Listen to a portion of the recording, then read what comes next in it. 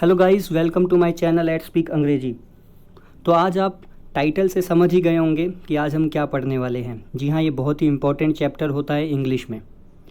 आप ऐसे सेंटेंसेस हिंदी में बहुत बार बोलते होंगे और उन्हीं की इंग्लिश अगर आप बनाना चाहें तो कैसे बनाएंगे।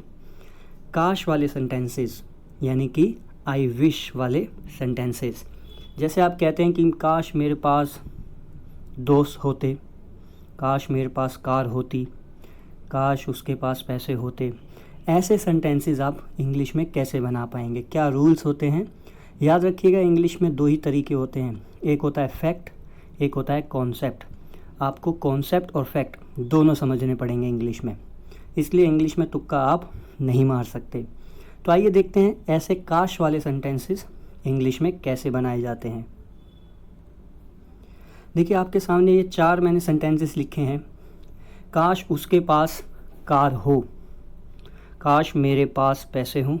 क्या आप ऐसे सेंटेंसेस ईजिली बना सकते हैं? क्या आपको इसके रूल्स पता हैं? अगर नहीं पता हैं तो इस वीडियो लेक्चर के बाद ऐसे सेंटेंसेस आप बड़े ही आराम से बना पाओगे। काश मेरे पास कार होती, काश तुम्हारे पास पैसे होते। क्या रूल्स होता है? कोई चीज़ आपके पास हो या कोई चीज़ आपके पास होती, ऐसे सेंटेंसेस हम कैसे बना सकते हैं।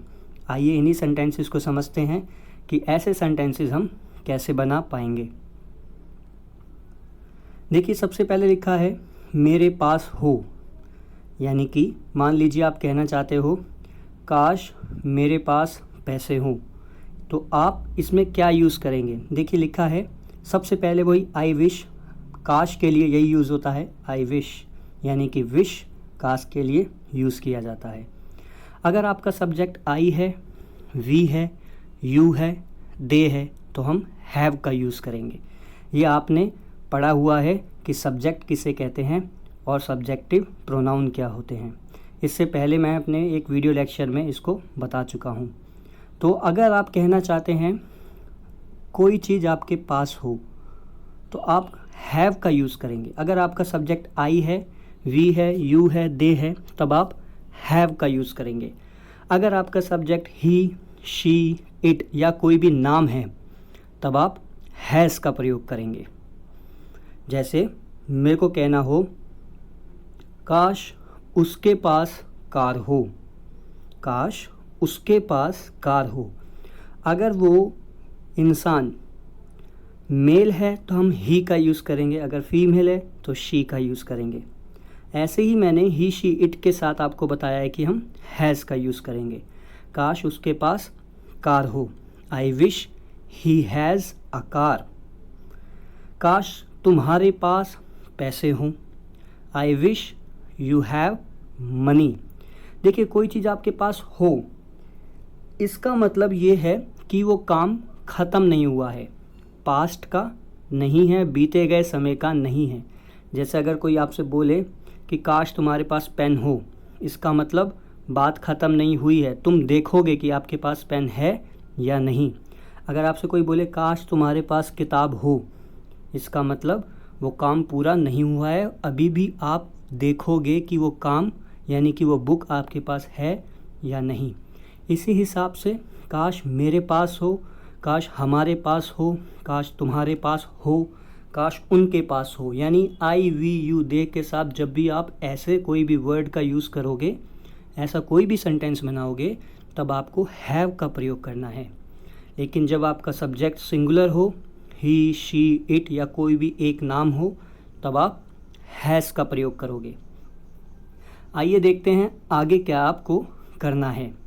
जैसे आप कहना चाहते हो मेरे पास होता, जैसे मान लीजिए काश मेरे पास फ़ोन होता, यानी कि यहाँ पर आपके पास फ़ोन नहीं है। आप सोच रहे हो कि काश मेरे पास ये होता, पछता रहे हो एक तरह से। आप जब किसी चीज़ पे पछताते हो तब यही कहते हो कि काश मेरे पास ये होता, काश मेरे पास घर होता, काश मेरे पास गाड़ी होती, काश मेरे पास बंगला होता, यानी कि आपके पास है नहीं। लेकिन पहले सेंटेंसेस में आपको डाउट है कि क्या आपके पास कुछ चीज़ है या नहीं, इसलिए आप कहते हो कि काश मेरे पास हो, काश तुम्हारे पास हो। लेकिन सेकंड सेंटेंस में काश मेरे पास होता, यहाँ पर आप हैड का यूज़ करोगे, क्योंकि आप कह रहे हो कि वो चीज़ आपके पास नहीं है। वो बात पास्ट की हो गई है, इसलिए आप यहाँ पर हैड का प्रयोग करोगे। तो आप कहोगे, आइए नेक्स्ट स्टाइल में देखते हैं। आप कहोगे काश मेरे पास कार होती। अगर आपको कहना है काश मेरे पास कार होती, यानी कि आपके पास कार है नहीं, आपको पता है इस बात का, ये बात पास्ट की हो गई। तो आप यहाँ पर क्या कहोगे, I wish I had a car. I wish I had a car, क्योंकि मैंने आपको बताया है कि जैसे ऊपर भी लिखा है मेरे पास होता, यानी कोई चीज़ आपके पास होती, तब आप क्या इस्तेमाल करेंगे, हैड का। और हैड चाहे सिंगुलर हो चाहे प्लूरल, सबके साथ यूज़ होता है। नेक्स्ट एग्जाम्पल है, काश तुम्हारे पास पैसे होते। I wish you had money. Had सबके साथ यूज़ होता है, I we you they he she it या कोई भी नाम हो। आई होप कि आपको इतना समझ में आया होगा। आइए नेक्स्ट देखते हैं कि कौन सा हमें सेंटेंसेस बनाने सीखने हैं। नेक्स्ट काश वाले सेंटेंसेस में आपके सामने 4 सेंटेंस लिखे हैं। काश मैं धनी व्यक्ति होता, काश तुम मेरी जगह होते, काश मैं प्रधानमंत्री होता, काश मैं सुंदर होता। अभी तक जो आपने सीखा था वो सीखा था कि काश आपके पास हो या आपके पास होता, लेकिन यहाँ पर आप ही की बात हो रही है, आपके पास कुछ है उसकी बात नहीं हो रही। यहाँ पर आपकी ही खुद की बात हो रही है कि काश मैं धनी व्यक्ति होता, मतलब मैं होता। काश तुम धनी व्यक्ति होते, मतलब तुम होते, तुम्हारे पास कुछ नहीं होता, उसकी बात नहीं कर रहा मैं, क्योंकि इससे पहले हमने पढ़ा था काश मेरे पास होता। यहाँ पर मेरे पास होने वाली कोई बात नहीं है, यहाँ पर आपको ही आप खुद कह रहे हो कि मैं होता।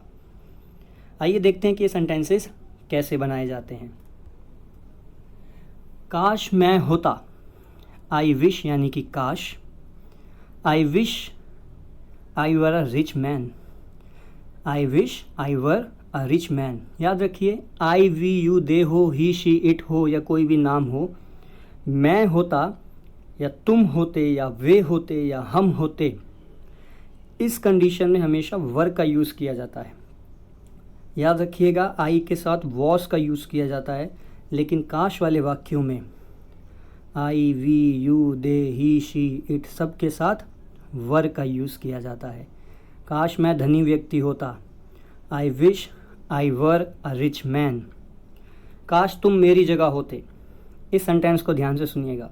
काश तुम मेरी जगह होते, I wish you were in my place. मेरी जगह, I wish you were in my place. इसको आप ऐसे भी कह सकते हैं, I wish you were me. I wish you were me. काश तुम मैं होते, यानी कि मेरी जगह होते। आइए नेक्स्ट समझते हैं कि इसको कैसे यूज़ किया जाता है। नेक्स्ट है, काश मैं प्रधानमंत्री होता। आई विश आई वर मैं होता, क्या होता, prime minister. I wish I were the prime minister. Next है, काश मैं सुंदर होता। I wish I were handsome.